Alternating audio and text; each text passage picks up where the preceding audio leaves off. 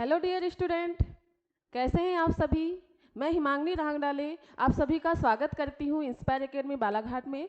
बच्चों, आप मेरे साथ पीएनएसटी के लिए जूलॉजी पढ़ने वाले हैं। मैं आपको क्या पढ़ाने वाली हूं, पीएनएसटी का जूलॉजी वाला जो पोर्शन होता है। और आई होप कि आपने उसका सिलेबस देख लिया होगा, क्या क्या चीज़ें आती हैं और किस टॉपिक से कितने क्वेश्चन आए हुए हैं अभी तक, और कितना हमको किस हिसाब से पढ़ना है, इसके बारे में मैंने आपसे डिस्कस किया है।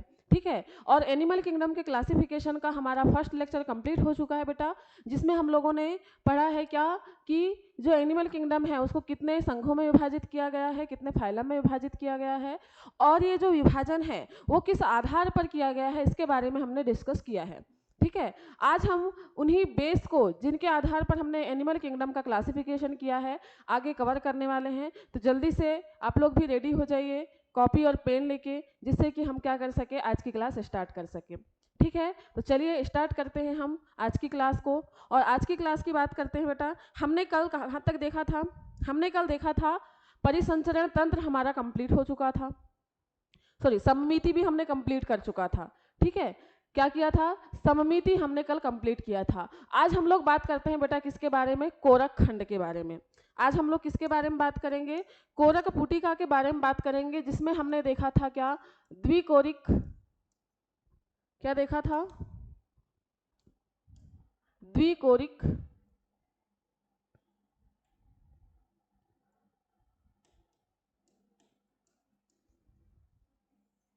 एवं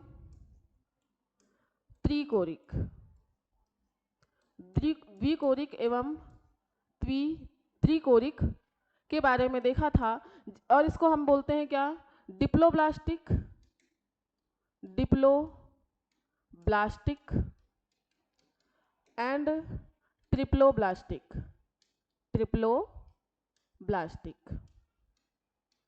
ठीक है। तो बेटा अगर हम डिप्लोब्लास्टिक और ट्रिप्लोब्लास्टिक की बात करें या द्विकोरिक और त्रिकोरिक की बात करें, तो इसमें बात क्या हो रहा है, एक शब्द आ रहा है जिसका नाम क्या है, कोरक। क्या है, कोरक। बेटा जब भ्रूण का निर्माण होता है उस समय किसका निर्माण होता है, कोरक पुटिकाओं का निर्माण होता है। कोरक पुटिकाएं क्या होती हैं, ये होती हैं स्तर। हमारे जो शरीर का निर्माण होता है उसके लिए क्या होता है, भ्रूण निर्माण के पहले जो हमारा ब्लास्टुला गैस्टुला होता है वो क्या होता है, 3 स्तर में या किसी जीव में 2 स्तर में क्या हो जाता है, कन्वर्ट हो जाता है। तो इसी के आधार पर क्या किया गया है, कोरक पुटिका को 2 भागों में विभाजित कर दिया गया। 2 तरीके से कोरक पुटिका हो सकती है। उसमें अगर 2 स्तर हैं तो उसको बोला जाएगा क्या, द्विकोरिक, और अगर 3 स्तर हैं तो उसको बोला जाएगा क्या, त्रिकोरिक। अब अगर हम बात करते हैं किसकी, कोरक पुटिका की, तो हमने बोला कि द्विकोरिक किसको बोला जाएगा, क्या किसको बोला जाएगा, भ्रूणीय स्तर की, भ्रूणीय स्तर, या फिर हम क्या लिख सकते हैं, किसी प्राणी में, किसी प्राणी में 2 भ्रूणीय स्तर हो, क्या हो, 2 भ्रूणीय स्तर हो तो उसे क्या कहा जाता है, तो उसे द्विकोरिक कहा जाता है। क्या कहा जाता है, द्विकोरिक या डिप्लोब्लास्टिक कहा जाता है, डिप्लोब्लास्टिक कहा जाता है। अब बात हो रही है किसकी, कि प्राणी में क्या हो, 2 भ्रूणीय स्तर हो। मतलब क्या होगा कि एक बाहरी भ्रूणीय स्तर होगा और एक क्या हो जाएगा, आंतरिक भ्रूणीय स्तर हो जाएगा। एक बाहरी भ्रूणीय स्तर और एक क्या हो जाएगा, आंतरिक भ्रूणीय स्तर होगा बेटा। और इसके बीच में क्या भरा होगा, पूरा मिजोग्लिया भरा होगा।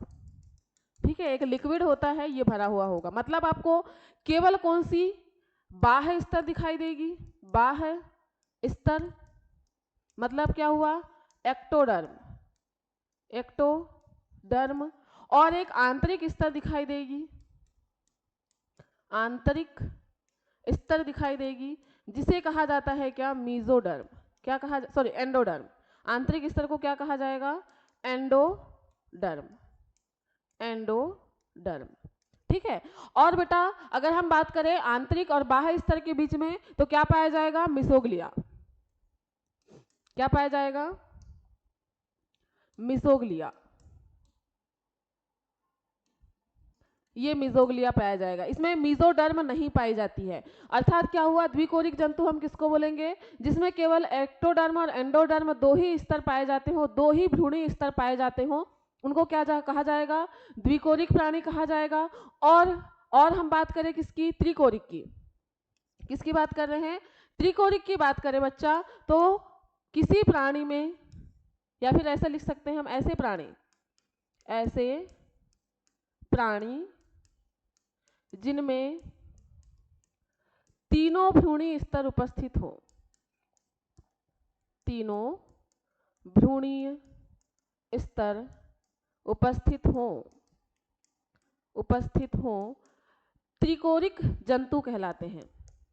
क्या कहलाते हैं, त्रिकोरिक जंतु कहलाते हैं, त्रिकोरिक जंतु कहलाते हैं। इसमें बात करें बेटा तो इसमें मीजोग्लिया की जगह पर क्या पाया जाएगा, इसमें मीजोग्लिया की जगह पर देखने को मिल जाएगा क्या, मीजोडर्म। मीजोग्लिया की जगह पर क्या देखने को मिल जाएगा, मीजोडर्म देखने को मिलेगा आपको। इस तरीके से ये हो गई इसकी एंडोडर्म, और यहाँ पर आपको देखने को मिलेगा क्या, यहाँ पर देखने को मिलेगा आपको मीजोडर्म। मीजोडर्म देखने को मिलेगा। आप कभी पढ़ते हैं कि कई सारे अंग जो होते हैं, किसी का निर्माण एक्टोडर्म से हुआ है, किसी अंग का निर्माण एंडोडर्म से हुआ है, किसी का निर्माण मीजोडर्म से हुआ है। इस तरीके की आपने बातें पढ़े होंगे। तो ये बेटा यही है, इस समय में क्या होता है, ये भ्रूणी स्तरों का निर्माण होता है, जो अलग अलग क्या करते हैं, अंगों का निर्माण करने के लिए ये हो जाते हैं विभेदित। ठीक है, तो इसमें क्या है, इसमें है एक्टोडर्म, मतलब बाह्य स्तर भी है, क्या है, बाह्य स्तर भी है, मध्य स्तर भी है जिसको बोला जाता है क्या, मीजोडर्म, मीजोडर्म, एंड इसका आंतरिक स्तर भी है जिसको बोला जाता है क्या, एंडोडर्म। क्या कहा जाता है बेटा, एंडोडर्म कहा जाता है। ठीक है, तो जिसमें तीनों भ्रूणी स्तर होंगे तो त्रिकोरिक, जिसमें केवल दो भ्रूणी स्तर होंगे तो उनको बोला जाएगा क्या, द्विकोरिक जंतु। ठीक है, तो दो द्विकोरिक और त्रिकोरिक आपको समझ में आया होगा। ये बात हो रही है कब की, जब ब्लास्टुला बनता है, जब ब्लास्टुला बनता है उसके बाद में क्या होता है, भ्रूणी स्तरों का निर्माण होता है, और ये भ्रूणी स्तर अगर दो बन रहे हैं तो द्विकोरिक, तीन भ्रूणी स्तरों का निर्माण हो रहा है तो उन जंतुओं को क्या कहा जाएगा बच्चा, त्रिकोरिक कहा जाएगा। क्लियर है। इसके बाद में हम बात करते हैं किसकी, इसके बाद में हम बात करते हैं इसके कुछ इमेजेस देख लेते हैं हम।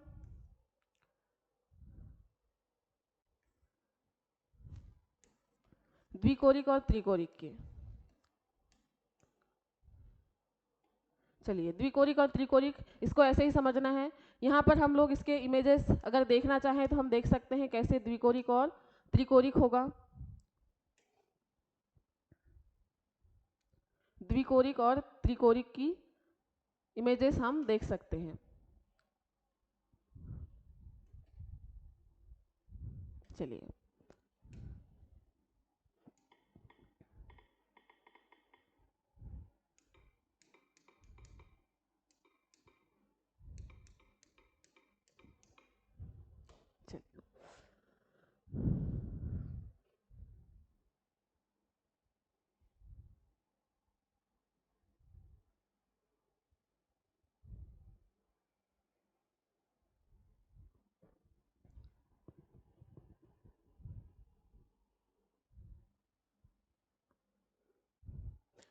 इस तरीके से आपके सामने क्या है, ये द्विकोरिक और त्रिकोरिक जो है जंतु जो होते हैं उनके बारे में हम देख रहे हैं। यहाँ पर ये देखेंगे आप कि यहाँ पर क्या है, क्या दिखाया गया है कि ये जो है ये द्विकोरिक है। डिप्लोब्लास्टिक जो जंतु होते हैं उनमें क्या क्या पाया जाता है, मिजोग्लिया पाया जाता है बीच में।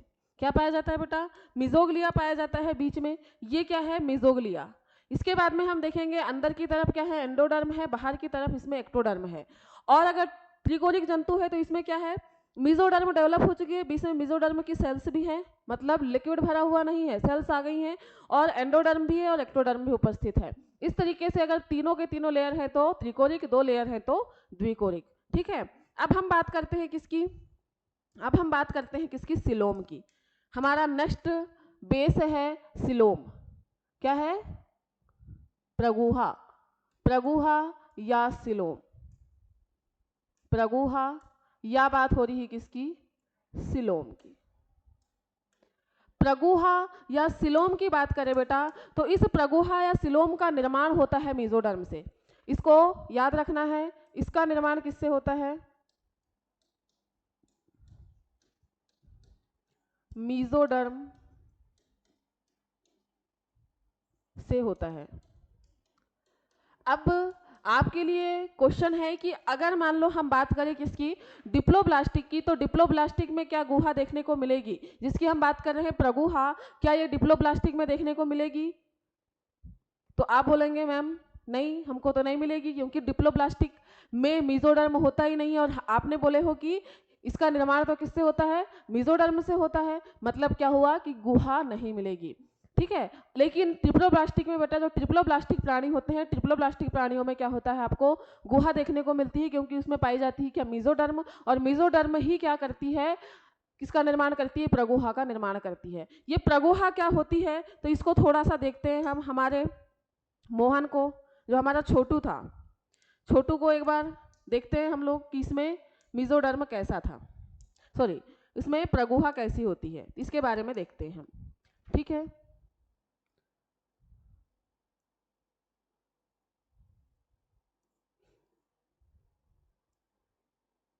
ये है हमारा छोटू।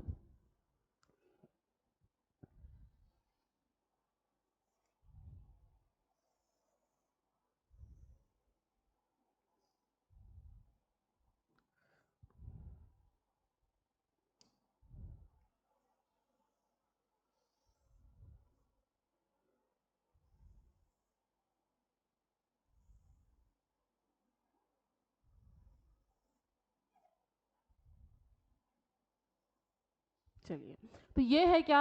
छोटू। अब आपको पता होगा कि इसमें क्या है,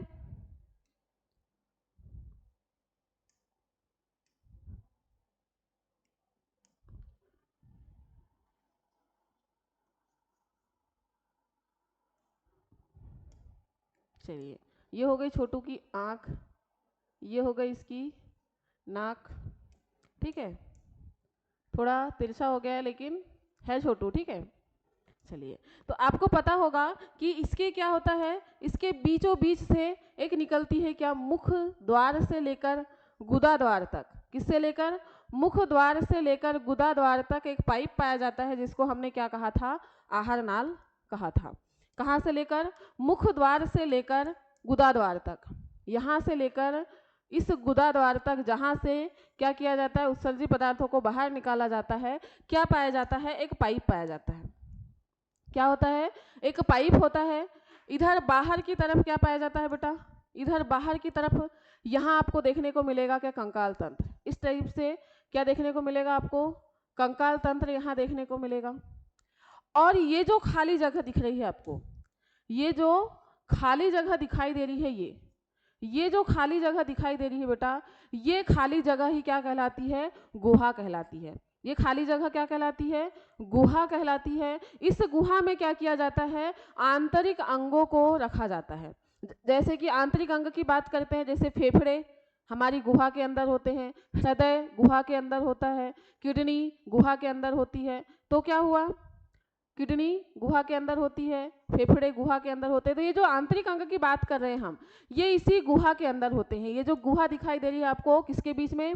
कंकाल तंत्र और आहार नाल के बीच में जो गुहा दिखाई दे रही है, यही क्या होती है बेटा? यही होती है प्रगुहा, जिसके अंदर क्या किया जाता है? जो भी आंतरिक अंग होते हैं उनको रखा जाता है। जैसे कि क्या हो गया? क्या हो गया? हृदय हो गया, किडनी हो गया, फेफड़े, इन सभी को रखा जाता है, ठीक है। तो इस प्रगुहा का निर्माण किससे हो रहा है? हम बात कर रहे हैं कि इस प्रगुहा का निर्माण हो रहा है किससे?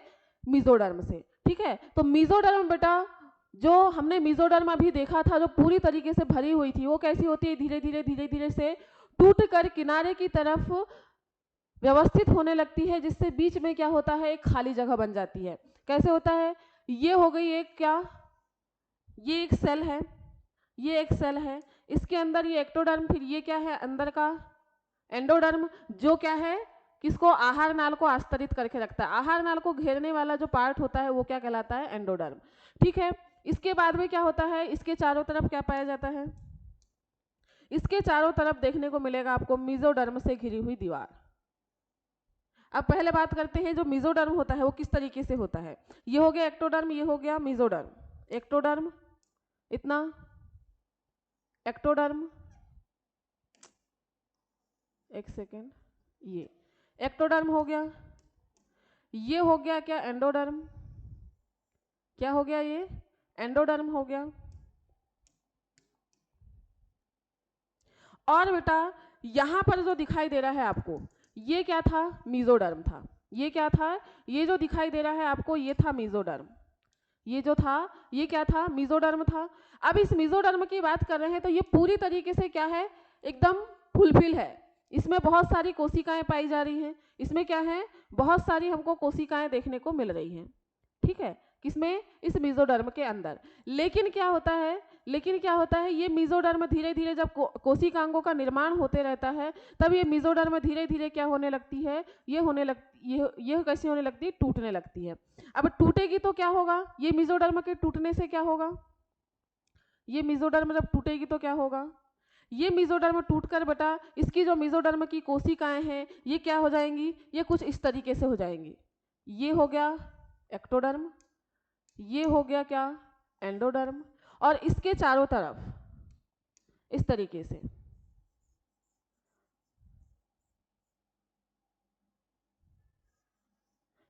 से क्या हो जाएगी आपकी जो मेसोडर्म है, ये इस तरीके से इसके चारों तरफ व्यवस्थित हो जाएंगी इस मेसोडर्म की कोशिकाएं, और इस एंडोडर्म के चारों तरफ भी।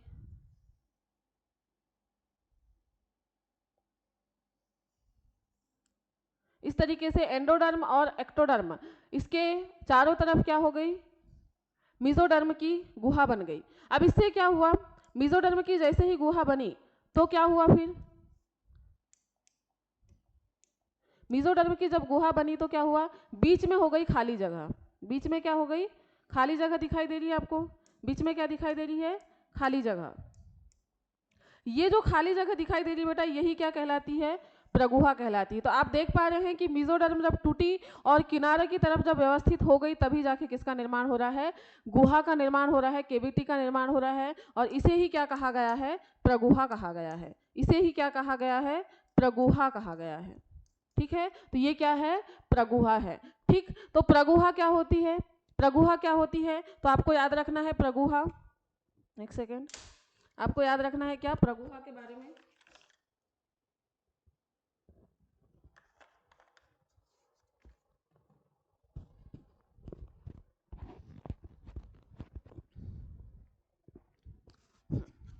प्रगुहा किसको कहा जाएगा, तो लिख रहे हैं हम परिभाषा, आहार नाल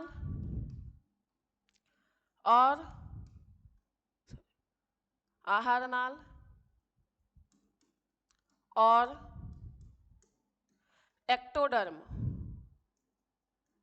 एक्टोडर्म के बीच की गुहा जो किससे, मेसोडर्म से आस्तरित होती है। किससे आस्तरित होती है, मेसोडर्म से आस्तरित होती है। मतलब क्या हुआ बेटा, घिरी होती है, आस्तरित होती है या घिरी होती है, क्या कहलाती है, प्रगुहा कहलाती है। क्या कहलाती है, प्रगुहा कहलाती है। ठीक, तो इतना क्लियर होगा आपको कि प्रगुहा कैसे बनती है, प्रगुहा क्या होती है और प्रगुहा किसे कहा जाता है। अब बात करते हैं कि प्रगुहा के प्रकार कितने होते हैं। किसकी बात कर रहे हैं हम, प्रगुहा के प्रकार की बात कर रहे हैं। तो इसको देखते हैं हम प्रगुहा के प्रकार को।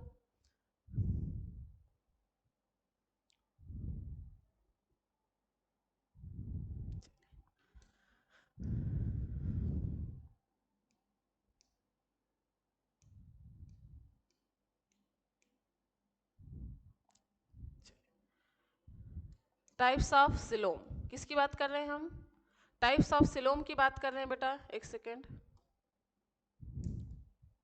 टाइप्स ऑफ सिलोम की बात कर रहे हैं कि जो हमारे सिलोम होते हैं वो कितने प्रकार के होते हैं। तो बेटा आपको 3 प्रकार की सिलोम देखने को मिलेंगी। सिलोम की उपस्थिति के आधार पर जीवों को कितने भागों में बांटा गया है, 3 भागों में बांटा गया है। ऐसे जीव जिनमें सिलोम उपस्थित है, जिसमें सिलोम तो है लेकिन कुछ कुछ सिलोम है, बीच बीच में क्या है, मेसोडर्म की कोशिकाएं पाई जा रही हैं पाउच के समान, और कुछ कैसी है जिसमें जो मेसोडर्म है बिल्कुल भी टूटी नहीं है, पूरी तरीके से उसका जो मेसोडर्म वाला पार्ट है अभी भी कोशिकाओं से भरा हुआ है। तो ऐसी 3 प्रकार के आपको कोशिकाएं देखने को मिलेंगी, सॉरी 3 प्रकार के क्या जंतु देखने को मिलेंगे, किसके, प्रगुहा के आधार पर। ठीक है, चलिए थोड़ा वेट कीजिएगा।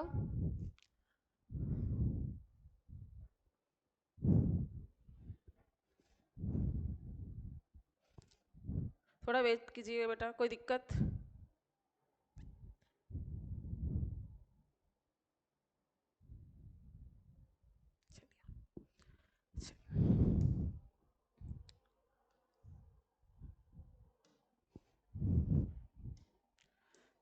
चलिए इसी के आगे हम लिख लेते हैं क्या, प्रगुहा के प्रकार। प्रगुहा के प्रकार, प्रगुहा के प्रकार। प्रगुहा कितने प्रकार की होती है? 3 प्रकार की होती है। कितने प्रकार की बेटा? 3 प्रकार की प्रगुहा, सॉरी क्या बोलेंगे हम, प्रगुहा के आधार पर जंतु 3 प्रकार के होते हैं। प्रगुहा के आधार पर जंतु 3 प्रकार के होते हैं। कितने प्रकार के होते हैं बच्चा? 3 प्रकार के होते हैं। ठीक है, और ये 3 प्रकार कौन से हैं? ये 3 प्रकार हैं। पहला क्या हो जाएगा? एसिलोमेट, एसिलोमेट मतलब अगुहीय। क्या है? अगुहीय। दूसरा है बेटा क्या? स्यूडोसिलोमेट। क्या है? स्यूडोसिलोमेट। स्यूडोसिलोमेट मतलब क्या हुआ? असत्य कूटगुही बोल सकते हैं इनको। क्या बोला जाएगा? कूटगुही। और तीसरा होगा हमारा क्या? तीसरा होगा एसिलोमेट, स्यूडोसिलोमेट, यूसिलोमेट। क्या हो जाएगा? यूसिलोमेट। यूसिलोमेट मतलब क्या कहलाएगा? प्रगुहीय। प्रगुहीय, जिसमें प्रगुहा उपस्थित है। अब हम इसको देख लेते हैं, इसका इमेज देखते हैं हम कि किस तरीके से ये जो है प्रगुहा हमको दिखाई देती है। तो आपके सामने क्या है? 3 प्रकार की प्रगुहाएं हैं। हम देख रहे हैं एसिलोमेट, स्यूडोसिलोमेट और सिलोमेट। एसिलोमेट की अगर बात कर रहे हैं आप, एसिलोमेट को पहले देखिएगा। एसिलोमेट की बात कर रहे हैं हम तो आप देखोगे बाहर की तरफ क्या है, ये यहाँ से लेकर ये पूरा जो दिखाई दे रहा है, क्या ये पूरा जो भाग दिखाई दे रहा है बेटा, यहाँ से लेकर यहाँ तक का, ये क्या है? एक्टोडर्म है। क्या है ये? एक्टोडर्म है। एक्टोडर्म हो गया। इसके बाद में हम बात कर रहे हैं जो ये रेड कलर का भाग दिखाई दे रहा है हमको, कौन सा? ये जो हमारा पूरा रेड कलर का भाग दिखाई दे रहा है, ये रेड वाला पार्ट क्या है बेटा? ये है क्या? मेसोडर्म। क्या है? मेसोडर्म है। और अंदर क्या है? एक्टोडर्म है। क्या है ये? सॉरी एंडोडर्म है। क्या है बेटा? एंडोडर्म। एंडोडर्म। तो एंडोडर्म के अंदर तो ये क्या हो गई? एलिमेंट्री कैनाल है। क्या है? एलिमेंट्री कैनाल मतलब आहार नाल है। आहार नाल के चारों तरफ क्या पाई जा रही है? मेसोडर्म पाई जा रही, एंडोडर्म पाई जा रही है। और एंडोडर्म के चारों तरफ जो मेसोडर्म आपको दिखाई दे रही है, इसके अंदर जो कोशिकाएं हैं ये बेटा अभी भी वैसी ही व्यवस्थित है, पूरी तरीके से भरी हुई मेसोडर्म है। कैसी है? पूरी तरीके से भरी हुई मेसोडर्म है। जैसे कि अगर हम बात करें एग्जाम्पल के लिए, एक तालाब है। एक तालाब अगर पूरी तरीके से भरा हुआ है तो इसको पूरा भरा हुआ तालाब बोला जाएगा। फिर कभी क्या होता है, गर्मी के समय में बीच बीच में जो पोखर होते हैं, मतलब थोड़ी सी गड्ढे, उन गड्ढों में ही पानी देखने को मिलता है। तालाब तो बहुत बड़ा है लेकिन क्या होता है, पानी केवल कुछ ही गड्ढों में आपको दिखाई देता है। और फिर तीसरी कंडीशन क्या होती है कि पानी पूरी तरीके से सूख जाता है। ठीक है, सिर्फ बचती क्या है? दीवार। तो इसी तरीके से आप यहाँ पर देख सकते हैं कि यहाँ पर क्या है, जो आपका मेसोडर्म है पूरी तरीके से अभी भरा हुआ है। अगर पूरी तरीके से भरा हुआ है तो मतलब उनको क्या बोला जाएगा? एसिलोमेट। क्या कहा जाएगा? एसिलोमेट। अब क्या हुआ, बी की बात करते हैं हम, तो इसमें क्या हुआ, इसमें जो सिलोम थी, मेसोडर्म थी, इसकी बात कर रहे हैं हम, मेसोडर्म की बात कर रहे हैं। इसमें जो मेसोडर्म थी बच्चा, ये मेसोडर्म क्या हुई आप देखोगे, ये पाउच के रूप में, कैसी? ये जो छोटे छोटे पाउच है, जैसे कि तालाब में गड्ढे रहते हैं वैसे गड्ढे के रूप में छोटे छोटे पाउच के रूप में टूट गई है क्या आपकी मेसोडर्म। छोटे छोटे पाउच के रूप में मेसोडर्म टूट गई है। छोटे छोटे पाउच बना रही है, पूरी तरीके से खाली जगह नहीं हुई है, छोटे छोटे पाउच बना रही है, तो इसको बोला जाता है क्या, गुहा तो है लेकिन कैसी गुहा है, असत्य गुहा है। कैसी गुहा है, असत्य गुहा है, इसलिए इसको बोला जाता है क्या, स्यूडोसिलोमेट या कूट गुहीय।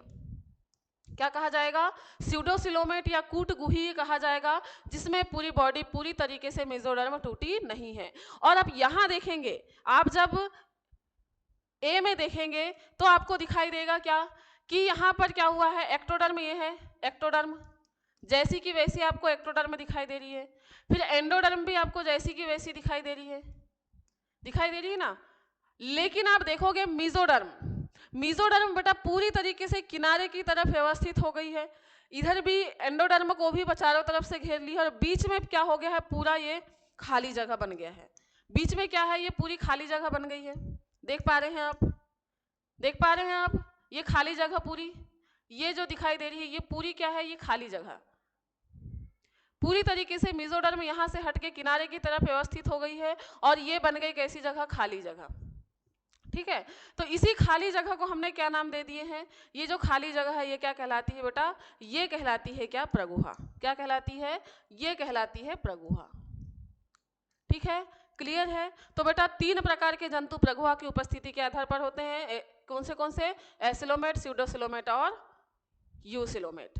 ठीक है, जिसमें मेसोडर्म बिल्कुल भी टूटी हुई नहीं रहती है तो एसिलोमेट, जिसमें टूट जाती है लेकिन पाउच के रूप में अभी भी पड़ी है तो असत्य सिलोम मतलब कि स्यूडोसिलोमेट, और अगर पूरी तरीके से मेसोडर्म टूट के एंडोडर्म और एक्टोडर्म के किनारे की तरफ व्यवस्थित हो गई और बीच में पूरी जगह खाली हो गई तो कहलाएगा सिलोम। सिलोम या गुहा, इसको याद रख सकते हैं आप किससे, गुफा से। गुफा में क्या होता है, चारों तरफ बिल्कुल पत्थर का आवरण भरा होता है, अंदर अंदर अंदर अंदर आप जाइए, पूरा गुफा मतलब खाली जगह है, चारों तरफ पत्थर है और क्या है, अंदर अंदर खाली जगह है। ठीक है, तो वो भी क्या है, गुफा। तो ये भी एक तरीके से क्या बना रही है, गुफा बना रही है। क्लियर है बच्चा। अब हम बात करते हैं हमारा जो नेक्स्ट क्या है, हमारा नेक्स्ट बेस है उसका नाम है क्या, खंडी भवन। क्या होता है, खंडी भवन या सेगमेंटेशन। सेगमेंटेशन, सेगमेंटेशन की बात करें बेटा तो क्या होता है, ऐसे जीव, सेगमेंटेशन क्या होता है, जीवों का शरीर, जीवों का शरीर अंदर और बाहर से, अंदर और बाहर से खंडों में विभाजित हो। क्या हो, अंदर और बाहर से क्या हो, खंडों में विभाजित हो, और इनके अंदर अंगों की पुनरावृत्ति हो। किसकी, अंगों की पुनरावृत्ति हो तो क्या कहलाता है, उसे खंडी भवन कहा जाता है। जैसे कि बात करें हम किसकी बेटा, हम बात करते हैं किसकी, केंचुआ की। किसकी बात कर रहे हैं हम, केंचुआ की बात कर रहे हैं। आपने अगर केंचुआ को देखा होगा तो केंचुए का शरीर कुछ इस तरीके से होता है, केंचुए का शरीर कुछ इस तरीके से होता है, ये इसकी बाहरी लेयर होती है, इस तरीके से इसकी ये होती है बाहरी लेयर। इसके अंदर क्या पाया जाता है, तो इसके अंदर इस तरीके से रिंग लाइक स्ट्रक्चर पाया जाता है। इस तरीके से क्या पाया जाता है, पूरा रिंग के समान संरचना पाई जाती है किसके अंदर, हमारे केंचुआ, जिसको हम क्या बोलते हैं, जिसको बोला जाता है क्या, कृषि मित्र, किसानों का मित्र कहा जाता है। ठीक है, तो इसके अंदर कुछ देख रहे होगे आप, बाहर से तो दिखाई देती है रिंग, लेकिन ये रिंग जो है अंदर से भी खंडों में बटे हुए हैं। पूरा शरीर इनका क्या है, खंडों में बटा हुआ है, और अगर पूरा शरीर खंडों में बटा हुआ है तो उसी को क्या कहा जाएगा, खंडी भवन कहा जाएगा। और हम बात कर रहे हैं किसकी, अंगों की पुनरावृत्ति की, तो इसमें क्या पाए जाते हैं, प्रत्येक खंड में क्या पाए जाते हैं, इनमें अंगों की पुनरावृत्ति होती है। जैसे कि अगर हम बात करें किसकी, प्रजनन अंगों की, किसकी बात करें, प्रजनन अंगों की, तो प्रजनन अंग आपको 3 से 4 खंडों में आपको क्या दिखाई देंगे, प्रजनन अंग दिखाई देंगे। इस तरीके से क्या होता है, अंगों की पुनरावृत्ति हो रही है। अंग जैसे हमारा शरीर है, हमारा शरीर भी कैसा है, हमारा शरीर पूरा अंदर से खोखला है, उसके अंदर भरे हुए हैं क्या, अंग। हमारा शरीर सिर्फ क्या है, सर धड़, इसमें बटा हुआ है, दो ही भाग है, एक तो सिर और एक धड़। लेकिन अगर आप केचुए की बात करोगे तो केचुए का पूरा शरीर बेटा खंडों में इस तरीके से बटा होता है। अगर इस तरीके से बटा है तो उसको कहा जाएगा क्या, खंडी भवन। क्लियर हो रहा है, अगर इस तरीके से बटा है तो क्या कहा जाएगा, खंडी भवन कहा जाएगा। ठीक है, चलिए, और ये आपको किसको देखने को मिलता है, केवल और केवल, एग्जाम्पल बिल्कुल याद रख लेना है इसका एग्जाम्पल केवल इतना, एनेलिडा जो होता है, क्या, एनेलिडा। जो एनेलिडा संघ है बेटा, सिर्फ एनेलिडा संघ के जीवों में ही क्या पाया जाता है, खंडी भवन हमको देखने को मिलता है। किसमें, एनेलिडा में देखने को मिलता है। ठीक है, चलिए, तो ये था बेटा हमारा क्या, खंडी भवन। ठीक है, क्या था, खंडी भवन था। अगर शरीर कैसा है, खंडों में बटा हुआ है, और ये क्या है, अंगों की खंडों के अंदर क्या हो रही है, पुनरावृत्ति हो रही है, तो ये क्या कहलाता है, खंडी भवन कहलाता है। ठीक है, फिर बात करते हैं हम किसकी, हमारा नेक्स्ट बेस है क्या, पृष्ठ रज्जु। नेक्स्ट क्या है, पृष्ठ रज्जु। पृष्ठ रज्जु, पृष्ठ रज्जु, या हम बात कर रहे हैं किसकी, नोटोकॉर्ड की। किसकी बात कर रहे हैं हम, नोटोकॉर्ड की। भ्रूणीय अवस्था में बेटा क्या देखने को मिलती है, नोटोकॉर्ड देखने को मिलती है। क्या देखने को मिलती है, नोटोकॉर्ड देखने को मिलती है। ये नोटोकॉर्ड क्या होता है, ये नोटोकॉर्ड देखने को मिलती है, और ये नोटोकॉर्ड क्या होती है, पहले इसको देख लेते हैं हम कि किस तरीके की नोटोकॉर्ड देखने को मिलती है हमको। चलिए, तो ये है आपके सामने क्या, ये है एक आपके सामने कॉर्डेटा। नोटोकॉर्ड आपको केवल और केवल किस में देखने को मिलेगी, कॉर्डेटा संघ के जीवों में देखने को मिलेगी, इसलिए इसका नाम क्या है, कॉर्डेट। नोटोकॉर्ड के आधार पर ही इसका नाम रखा गया है क्या, कॉर्डेट। ये केवल और केवल आपको किस में देखने को मिलेगी, कॉर्डेट्स में देखने को मिलेगी। और आपके सामने क्या है, ये कॉर्डेट्स का भ्रूणीय स्ट्रक्चर पड़ा हुआ है। ये क्या है, भ्रूणीय स्ट्रक्चर है। इसमें बेटा सबसे पहले बात करें तो इसमें नोट कर लेना है आपको, क्या क्या नोट करके लिख लेना है कि नोटोकॉर्ड का निर्माण, किसका, नोटोकॉर्ड का निर्माण मीजोडर्म से होता है। अभी जो हम मीजोडर्म देख रहे थे ना, मीजोडर्म टूट रही है, तो ये सब चीजें कैसी हो रही है, ये मीजोडर्म से निर्मित है। क्या है, मीजोडर्म से होता है, ऐसा लिखिए, मीजोडर्म से होता है। ठीक है, तो ये याद रखना है आपको कि किसका निर्माण, नोटोकॉर्ड का निर्माण होता है किससे, मीजोडर्म से। किससे निर्माण होता है, नोटोकॉर्ड का निर्माण होता है मीजोडर्म से। ठीक है, और ये कहाँ पाई जाती है, पृष्ठ भाग में आपको देखने को मिलेगी। शरीर जो होता है हमारा, शरीर का पीछे का भाग, जहाँ पर क्या होती है हमारी, मेरुदंड होता है और मेरु रज्जु होती है, वहां पर पाया जाता है। उसी पीछे वाले भाग में पाया जाता है कि आपका नोटोकॉर्ड भ्रूणीय अवस्था में। ठीक है, चलिए,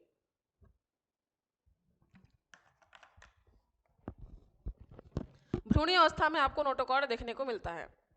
ठीक है, और एक चीज याद रखना है इसमें, क्या, ऐसे प्राणी जिसमें नोटोकॉर्ड पाया जाता है, क्या, ऐसे प्राणी जिसमें नोटोकॉर्ड पाया जाता है उसको बोला जाता है कॉर्डेट। और जिसमें नोटोकॉर्ड नहीं होता है, नोटोकॉर्ड नोटोकॉर्ड एब्सेंट होता है, एब्सेंट होता है, उसको बोला जाता है क्या, नॉन कॉर्डेट। क्या कहा जाता है, नॉन कॉर्डेट कहा जाता है। ठीक है, क्या कहा जाता है, नॉन कॉर्डेट कहा जाता है। अगर आपको संघ याद होंगे 11 संघ एनिमल किंगडम के, तो आपको पता होगा कि हमने 11 संघों में जीवों को वर्गीकृत किया था, जिसमें 11वां संघ था हमारा कॉर्डेटा। क्या था बेटा, 11वां संघ था हमारा कॉर्डेटा, जो का है, जिसमें क्या है, नोटोकॉर्ड पाई जा रही है। लेकिन इसके अलावा आपको बात करें हम किसकी, पहले 9 संघ, पहले 9 संघ क्या कहलाते हैं बेटा, पहले 9 संघ कहलाते हैं क्या, नॉन कॉर्डेट। क्या कहलाते हैं, पहले 9 संघ क्या कहलाते हैं, नॉन कॉर्डेट कहलाते हैं। और एक बात नोट करके लिख लेना, जो हेमी कॉर्डेटा होते हैं, क्या, हेमी कॉर्डेटा, हेमी कॉर्डेटा, ये क्या है, नॉन कॉर्डेट, नॉन कॉर्डेट, और किसके बीच की, कॉर्डेट, कॉर्डेट के बीच की क्या है, संयोजी कड़ी है। नॉन कॉर्डेट और कॉर्डेट के बीच की संयोजी कड़ी बोला जाता है क्योंकि इस हेमिकॉर्डेटा में बेटा नोटोकॉर्ड की संरचना बनने की शुरुआत हो चुकी होती है। ये जो नॉन कॉर्डेट्स हैं, जो शुरुआत के 9 संघ है हमारे, उन 9 संघों में किसी भी प्रकार की किसी भी अवस्था में पृष्ठरज्जु देखने को नहीं मिलेगी, किसी भी अवस्था में नोटोकॉर्ड देखने को नहीं मिलेगी। लेकिन क्या होता है, हेमिकॉर्डेटा में क्या हो रहा है, हेमिकॉर्डेटा में आपको किसी न किसी अवस्था में नोटोकॉर्ड की शुरुआती अवस्था देखने को मिलती है। इसीलिए क्या ऐसा बोला जाता है कि अगर दो चीज़ों को कोई वस्तु जोड़ रही है तो उसको हम बोल देते हैं क्या, ये कड़ी है। क्या है, ये कड़ी है। तो इसीलिए कॉर्डेटा और नॉन कॉर्डेटा के बीच की संयोजी कड़ी किसको मान लिया गया है, हेमिकॉर्डेटा को माना गया है। ठीक है, तो ये आपको याद रखना है। अब हम बात करते हैं कि ये जो नोटोकॉर्ड होती है ये होती कहाँ पर है। तो चलिए, ये आप एक भ्रूण की संरचना देख रहे हैं जिसमें क्या है, सबसे बाहर की तरफ, जिसमें आपको सबसे बाहर की तरफ ये क्या दिखाई दे रहे हैं, ये फिन रेस दिखाई दे रहे हैं। क्या दिखाई दे रहे हैं, फिन रेस दिखाई दे रहे हैं। फिर इसको आप देखोगे तो ये क्या है, आपकी नर्व कॉर्ड है।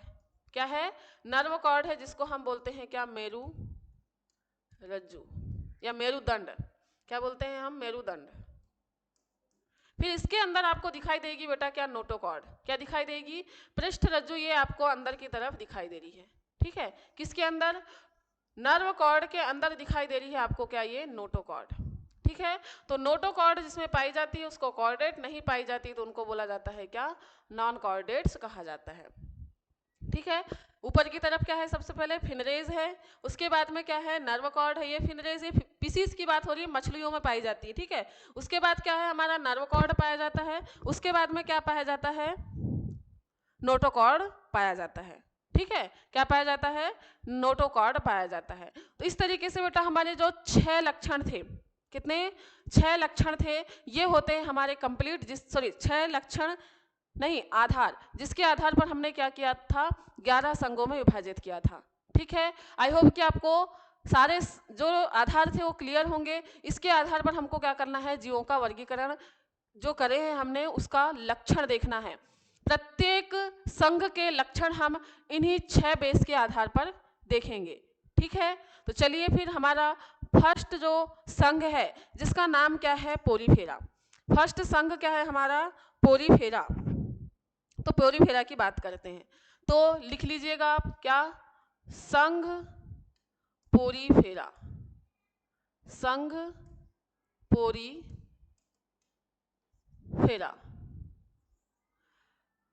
संघ पोरीफेरा की बात कर रहे हैं बेटा, तो सबसे पहले तो आपको ये समझना होगा कि ये जो संघ पोरीफेरा है, संघ पोरीफेरा है, ये इसका अर्थ क्या है, हर संघ का अपना अपना जो नाम है वो उनके कुछ लक्षणों के आधार पर दिया गया है, तो आपको वो याद रखना है।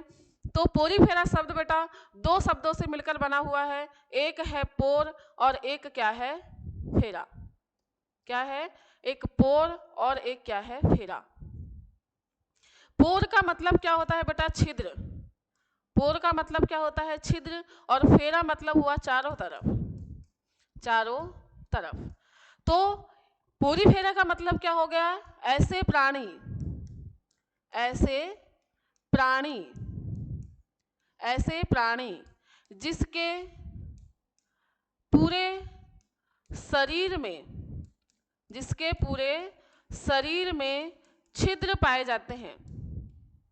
क्या पाए जाते हैं, पूरे शरीर में पाए जाते हैं छिद्र, छिद्र पाए जाते हैं, छिद्र पाए जाते हैं, पोरीफेरा कहलाते हैं। पोरीफेरा के अंतर्गत आते हैं, पोरीफेरा के अंतर्गत आते हैं, पोरीफेरा के अंतर्गत आते हैं।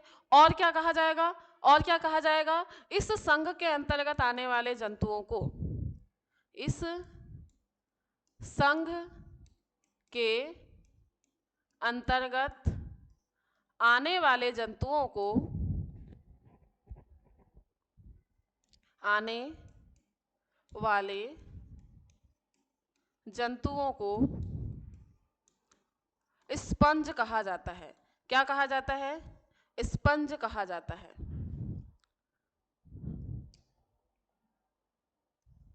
स्पंज कहा जाता है। इस स्पंज के बारे में बेटा गर्ल्स को बहुत आइडिया होगा, इसीलिए होगा गर्ल्स को इसका आइडिया, क्योंकि बेटा जो मेकअप के लिए आप स्पंज का उपयोग करते हैं, मेकअप के लिए जो स्पंज का उपयोग करते हैं, ब्लेंडिंग के लिए जो ब्लेंडर होता है वो भी एक प्रकार का क्या है, स्पंज है।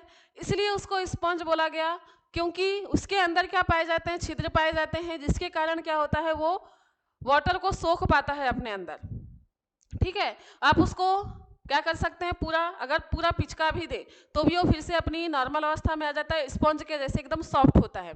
ठीक है, और इसमें भी वैसे ही स्ट्रक्चर होता है, कैसा, पूरी बॉडी के चारों तरफ क्या पाए जाते हैं, छिद्र पाए जाते हैं, जिसके अंदर क्या होता है, वाटर आता है, अब्जॉर्ब होते हुए चलता है। ठीक है, इसीलिए क्या कहा गया है, इसको स्पंज कहा गया है। क्या कहा गया है, स्पंज कहा गया है। ठीक है, अब बात करते हैं इसके बारे में।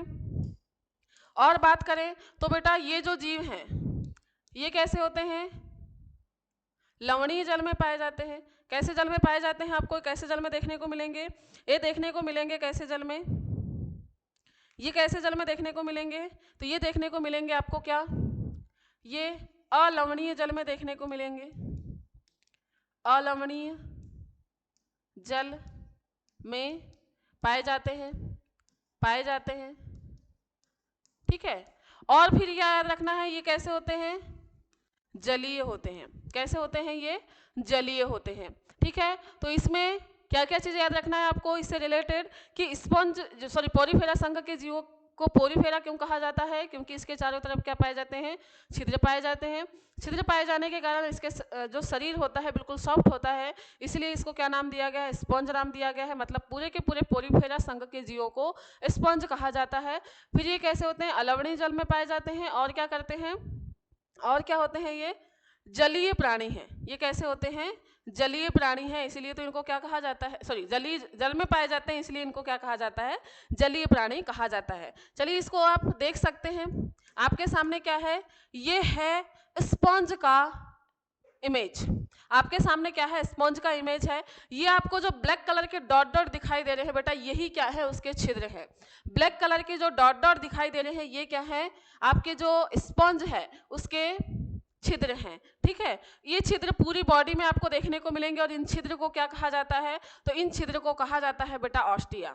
क्या कहा जाता है, इन छिद्र को कहा जाता है ऑस्टिया। और इन्हीं ऑस्टिया के माध्यम से क्या होता है, चूंकि ये जल में पाए जाते हैं तो पूरे अंदर जल में डूबे हुए रहते हैं, स्थिर प्राणी हैं, तो इसलिए क्या होता है, इसके अंदर ये खाने के पास नहीं जाएगा, खाना इसके पास आता है पानी के माध्यम से। जब लहरते हुए पानी जब आता है तो इसके जो छिद्र हैं, जिनको हम बोल रहे हैं क्या, ऑस्टिया, इन ऑस्टिया के माध्यम से क्या होता है, पानी अंदर इंटर करता है। और पानी जब अंदर इंटर करता है तो पानी में जो भी उनके काम की चीज़ें हैं, पोषक तत्व हैं, उनको क्या कर लेते हैं, ये पाचन कर लेते हैं, ये एब्जॉर्ब कर लेते हैं, और फिर क्या किया जाता है, जल संवहन तंत्र के माध्यम से इनको बाहर निकाल दिया जाता है।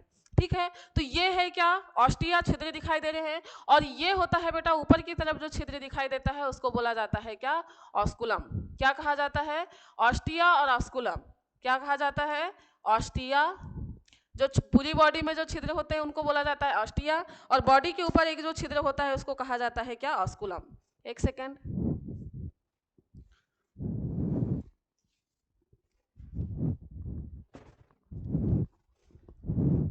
चलिए, तो इसको क्या कहा जाता है, ऑस्कुलम,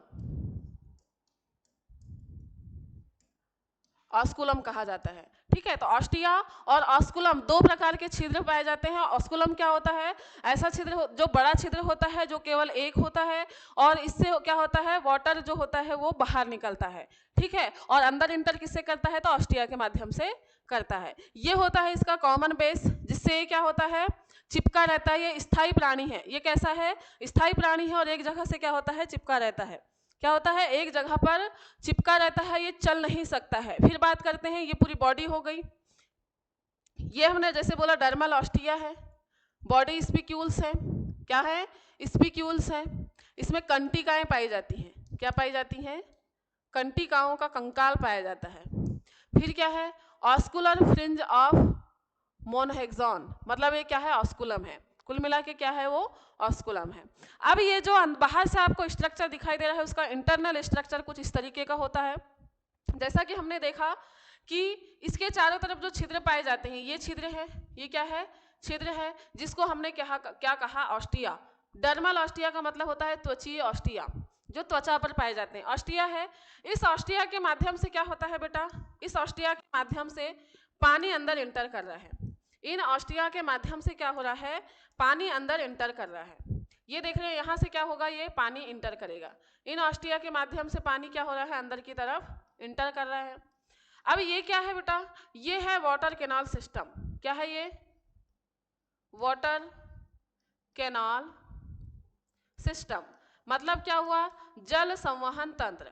वाटर कैनाल सिस्टम या जल संवहन तंत्र है, जिससे क्या होता है, यहाँ पर जितने भी पोषक तत्व आएंगे, जो इनके काम के खाने की चीजें आएंगी, उनको क्या कर लिया जाएगा, इसके पास जो सेल्स है, कौन सी सेल्स यहाँ पर है, हाँ, कौन सी सेल्स है, जो कोएनोसाइट सेल्स है बेटा, ये कोएनोसाइट सेल्स क्या करती हैं, इनको भोजन को एब्जॉर्ब कर लेती हैं और फिर क्या करती है, कोशिका के अंदर पाचन करती हैं। ठीक है, कौन सी सेल करती है, कोएनोसाइट। तो इसमें आपको दो प्रकार की सेल देखने को मिलेंगी, पिनेकोसाइट और कोएनोसाइट। ठीक है, तो पिनेकोसाइट जो सेल होती हैं वो बाहर की तरफ का स्ट्रक्चर बनाती है, जिसको बोला जाता है क्या, पिनेकोडर्म। ये बाहरी स्तर होता है। ठीक है, और कोएनोडर्म होता है बेटा, ये बनाता है क्या, आंतरिक स्तर। और इसी में पाई जाती है कौन सी सेल, कोएनोसाइट सेल्स पाई जाती हैं। और इन सेल्स में क्या होते हैं, फ्लैजिला पाए जाते हैं। क्या होते हैं, फ्लैजिला पाए जाते हैं, फ्लैजिला पाए जाते हैं। और ये फ्लैजिला क्या करते हैं, भोजन, पानी को बाहर निकालने का काम करते हैं। जब इनमें से पोषक तत्वों को अवशोषित कर लिया जाएगा तो ऑस्कुलम के माध्यम से फिर से क्या होगा, पानी बाहर निकल जाएगा। ठीक है, चलिए तो हम इसको देखते हैं एक बार।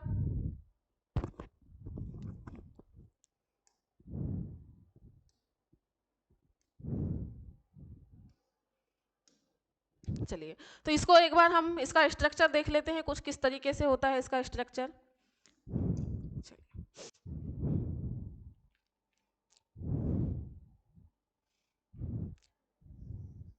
ये होता है इसका क्या, ऑस्कुलम।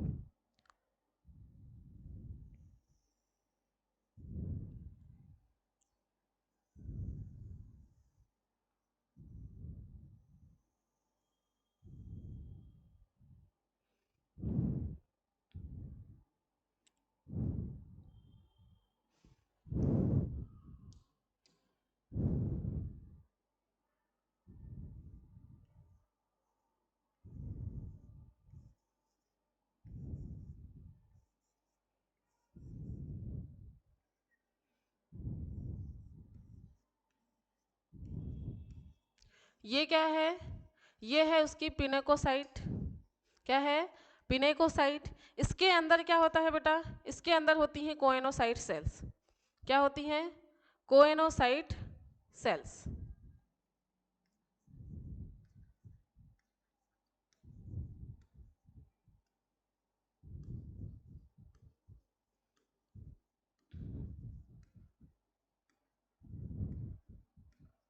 ये हो गई कोएनोसाइट सेल्स। ठीक है, ये कोएनोसाइट सेल्स एक अंदर का स्तर बनाती हैं। इसके अंदर, सॉरी, कोएनोडर्म है, इसके अंदर क्या पाई जाती है, इस तरीके से फ्लैजिला युक्त संरचना पाई जाती है, इस तरीके से।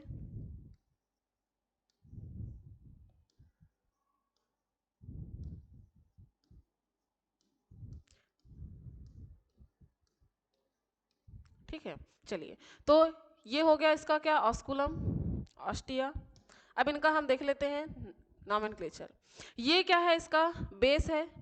ये क्या है, इसका बेस है, बेस हो गया। ये क्या हो गया, पिनेकोडर्म हो गया। क्या हो गया, पिनेकोडर्म हो गया। और ये पिनेकोडर्म जिन कोशिकाओं से बनती है उनको बोला जाता है क्या, पिनेकोसाइट। क्या कहा जाता है, पिनेकोसाइट कहा जाता है। इसके अंदर क्या है, कोएनोसाइट है, कोएनोसाइट, कोएनोसाइट है। और ये कोएनोसाइट मिलके क्या बनाती है बेटा, कोएनोडर्म बनाती है। क्या बनाती है, कोएनोडर्म बनाती है, जो आंतरिक त्वचा होती है। इस कोएनोडर्म में जो कोएनोसाइट कोशिकाएं पाई जाती हैं उनमें क्या पाया जाता है, फ्लैजिला देखने को मिलता है। क्या देखने को मिलता है बेटा, फ्लैजिला देखने को मिलता है। और यही फ्लैजिला तो क्या काम करता है, पानी को आगे बढ़ाने का काम करता है। फिर ये जो छिद्र दिखाई दे रहे हैं, यहाँ पर जो छिद्र होंगे, देख लेते हैं हम छिद्र। चलिए, ये जो छिद्र होंगे इस तरीके से,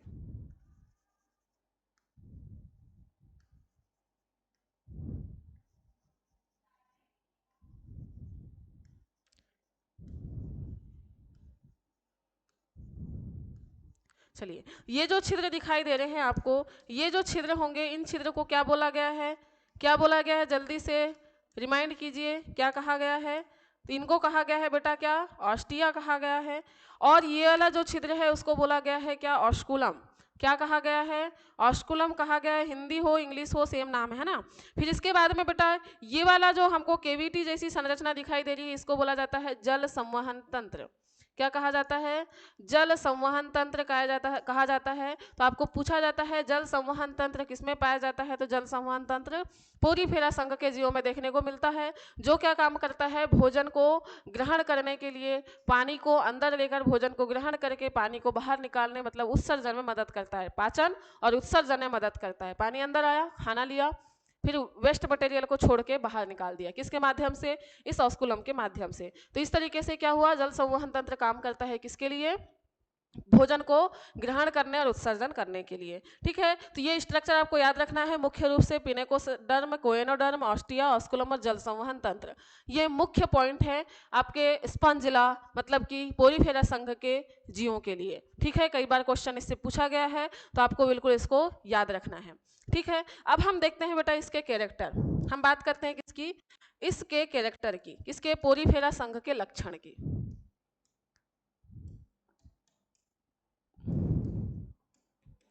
लक्षण की बात करते हैं, तो लक्षण में हम सबसे पहले क्या देखेंगे?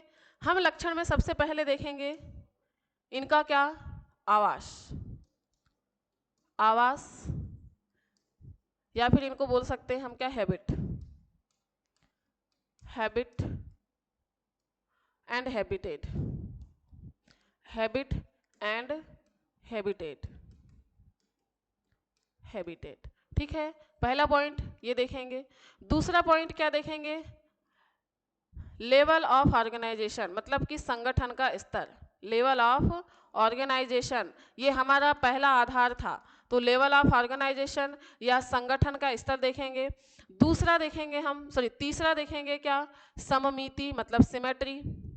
क्या देखेंगे? सिमेट्री या सममिति। चौथा क्या देखेंगे? क्या देखेंगे? कोरक खंड मतलब ब्लास्टोसिस। ब्लास्टोला सीधे देह गुहा, देह गुहा नहीं, क्या आएगा हमारा? फोर्थ कैरेक्टर क्या है? हाँ, क्या है? डिप्लोब्लास्टिक और ट्रिप्लोब्लास्टिक। क्या है? Diploblastic, diploblastic and triploblastic. क्या है? ट्रिप्लोब्लास्टिक। ठीक है, थर्ड। इसके बाद में हम बात करते हैं किस? हम देखते हैं सिलोम। फिर देखेंगे क्या? सेगमेंटेशन मतलब खंडी भवन। सेगमेंटेशन या खंडी भवन। और इसके बाद देखेंगे हम क्या? नोटोकॉर्ड। क्या देखेंगे बच्चा? नोटोकॉर्ड। ये इसके कुछ क्या है? General character. ये बात किसकी हो रही है? ये बात हो रही है बेटा जनरल कैरेक्टर की। किसकी? General character. General character. General character ये होंगे। अब जनरल कैरेक्टर की बात करते हैं, तो सबसे पहले बात करते हैं आवास की। तो बेटा ये कैसे होते हैं? हमने बोला ये कैसे जीव है? जलीय जीव है। मतलब कैसे होते हैं? एक्वेटिक होते हैं। कि कैसे होते हैं? एक्वेटिक होते हैं। हमने बोला कैसे होते हैं? ये एक्वेटिक होते हैं, जलीय जीव हैं। इसके बाद में हमने बोला कि ये जो जीव हैं ये कैसे होते हैं? ये कैसे होते हैं? अलवणीय जल में पाए जाते हैं। लवणीय जल, अलवणीय जल में पाए जाते हैं। क्या बोला हमने? अलवणीय जल में, अलवणीय जल में पाए जाते हैं। अलवणीय जल में पाए जाते हैं। कैसे पाए जाते हैं? अलवणीय जल में पाए जाते हैं। ठीक है, इसके बाद में बात करते हैं हम किसकी? इसके बाद में बात करते हैं कि ये कैसे होते हैं? स्थिर होते हैं। कैसे होते हैं? स्थिर होते हैं मतलब सिडेंटरी होते हैं। सिडेंटरी होते हैं। सीडेंटरी का मतलब हो गया कि ये चल फिर नहीं सकते हैं। लेवल ऑफ ऑर्गेनाइजेशन की बात करें तो जैसा हमने देखा कि इसकी जो कोशिकाएं हैं यही क्या काम करती है, कोशिकाओं से अपना स्तर बनाती है और ये कोशिकाएं ही क्या करती हैं, पाचन का काम करती हैं, श्वसन का काम करती है, मतलब कोशिकाओं के अंदर ये सारे के सारे काम हो रहे हैं। तो आपको बताना है अगर कोई भी एक पर्टिकुलर काम को कोशिकाएं करती हैं तो उसको क्या कहा जाता है, संगठन का स्तर कैसा होता है। तो हमने देखा था क्या, अगर कोई कोशिका ऐसे काम को कर रही है तो क्या कहा जाता है उसको, कोशिका स्तर का संगठन। क्या कहा जाता है, कोशिका स्तर का संगठन, कोशिका स्तर का संगठन। ठीक है, तो कैसा संगठन पाया जाता है बेटा पोरीफेरा संघ के जीवों में, तो पोरीफेरा संघ के जीवों में पाया जाता है कोशिका स्तर का संगठन, मतलब सेल्यूलर लेवल ऑफ ऑर्गेनाइजेशन। क्या पाया जाता है, सेल्यूलर लेवल ऑफ ऑर्गेनाइजेशन। ठीक है, सेल्यूलर लेवल ऑफ ऑर्गेनाइजेशन देखने को मिलता है किसमें, पोरीफेरा में। फिर बात करते हैं किसकी, सिमेट्री की। अब अगर आप सिमेट्री की बात करोगे तो सिमेट्री की हम बात कर रहे हैं और अगर आपके सामने ये डायग्राम दर्शाया गया हो तो आप बताइए इसमें कौन सी सिमेट्री देखने को मिलेगी। ये डायग्राम है, ये डायग्राम है, ये एक स्पंज का, ये है क्या है, स्पंज का इमेज है। इसको बताइए आपकी क्या यहाँ से अगर डिवाइड करेंगे तो आपको बराबर भाग प्राप्त होंगे, यहाँ से डिवाइड करेंगे तो बराबर भाग प्राप्त होंगे। तो आप बोलोगे मैम ऊपर से तो यहाँ से अगर हम डिवाइड करें यहाँ से तो हमको बराबर भाग तो मिल सकते हैं, लेकिन इसका बेस कैसा है, अपना आकार चेंज करते हुए चलता है, किधर भी जा सकता है। ठीक है, तो इसीलिए क्या होता है, इसमें असम्मिति देखने को मिलती है। क्या देखने को मिलती है हमको, असम्मिति देखने को मिलती है। तो क्या देखने को मिलती है इसमें हमको, असम्मिति देखने को मिलती है। तो ये कैसे होते हैं, असममित। सममिति कैसी होती है, तो असम्मिति होती है एसिमेट्री। ठीक है, क्यों होती है आपको पता चल गया होगा। बॉडी तो कैसी है, इसकी सममिति प्रदर्शित कर सकती थी, लेकिन इसका जो बेस था वो बेस कैसा था, इसका आकार निर्धारित नहीं था, इसलिए हमको समान आकार और आकृति के भाग प्राप्त नहीं हो सकते हैं। ठीक है, फिर बात करते हैं किसकी, डिप्लोब्लास्टिक और ट्रिप्लोब्लास्टिक की। तो हमने क्या देखा कि जो हमारा